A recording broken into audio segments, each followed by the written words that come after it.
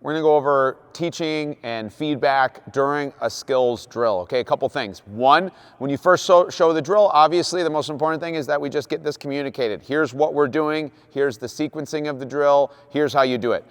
During that time, as much as possible and keeping it as brief as possible and as concise as possible, we wanna be talking about the why.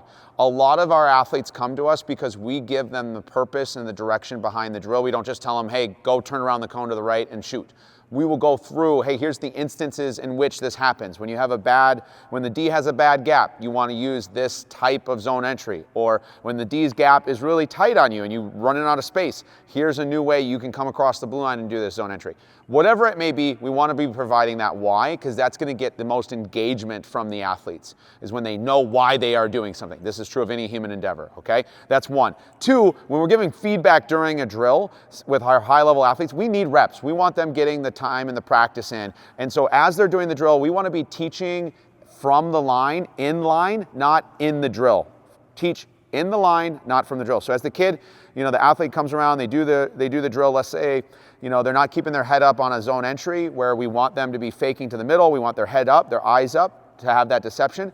I'm going to talk to them in line. I'm not going to stop the entire drill and then redo and talk about this with everyone. Unless everyone is making that very same mistake, I might do that very, very briefly. But ideally, we keep everyone moving and I'm coaching in line and correcting and edifying from there. The last piece is just a little bit of a debrief. If there is time before we're kind of moving to different stations or different groups or different skills, hey guys, what worked well and what didn't?